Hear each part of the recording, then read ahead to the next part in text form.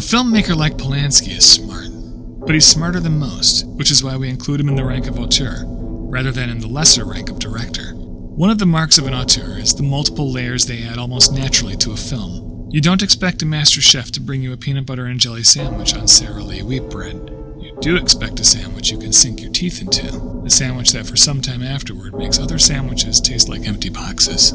It shouldn't be a surprise that the mischievous elf who made Rosemary's Baby and the fearless vampire killers would also add comedic elements to Repulsion, elements that in other hands would threaten to turn the film into a satire or flat-out comedy or simply ruin the drama. For instance, take the age-old equivalency of sex and fighting. Here we are. It's night. Carol's sister hasn't gone on holiday yet. She's watching TV alone, but the program she's watching is boxing. Now, why the hell is she watching boxing? I asked myself this on my fourth viewing. Is it possible that in 1964, the only thing on the telly was a boxing match, and Polanski thought, why not, that's as good as anything? But the sister is portrayed as a young woman with good fashion sense and aspirations for a good station in life. She's comfortable on the couch. There is stuff in her lap. There's no zapper, clicker, or remote control. She chose this. She's watching this. But why? It's not that a young, fashionable, sexy expat wouldn't watch a boxing match on one of the 2 available television stations in a country more interested in cricket or Silas Marner 2. So what gives? Well, I think a careful director made a movie, and in his movie he selected a boxing match to be the program this character was watching. And this is either insight into her character, or it's an intentional symbol inserted by the man who made the movie. It ends up needing to be both. Yes, she's a young woman who watches boxing, because she is watching boxing. Would Polanski follow through on this image that he intentionally chose to show on the same evening that she expresses concern for her sister? Yeah. I can see the scene now. Not too much later, boxing is brought up again in the pub when Colin's 2 mates are giving him a hard time for being in love with a frigid virgin, who only needs a good knocking about to loosen up. His friends are sparring with him, but after he threatens to push his smaller friend's face in, the friend says, there's no need to start going all like Cassius Clay all over the place. Incidentally or not, in 1964, when the movie was in production, Cassius Clay trounced Sonny Liston in February and announced that he changed his name to Muhammad Ali. So his friend says, there's no need to start going all like Cassius Clay all over the place, the implication to those in the know that the fighting style was vicious, unrelenting, and sly. The kicker? His stronger friend says, relax, take it easy, enjoy life, then plants a kiss on him. If there is one thing a viewer has been prone to think at Carol, it's this same sentiment, and we can be forgiven if we don't think it at Colin. We've been trained to view Colin as the knight in shining armor.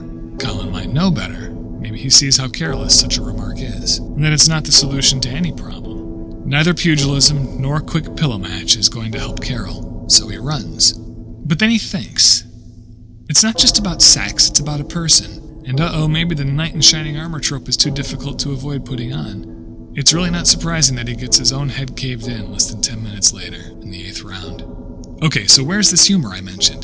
Polanski sets up the boxing imagery with 2 obvious plans, the television program and the reference to Cassius Clay, but he doesn't take it seriously after that. He deploys it.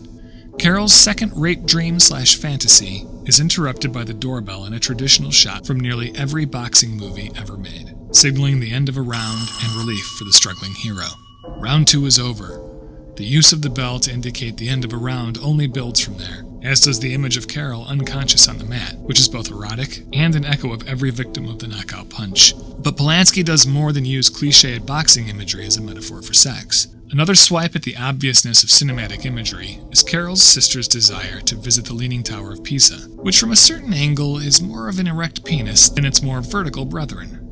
After Carol awakes on the floor, or boxing ring, naked, after her second rape fantasy, she is awakened by another bell.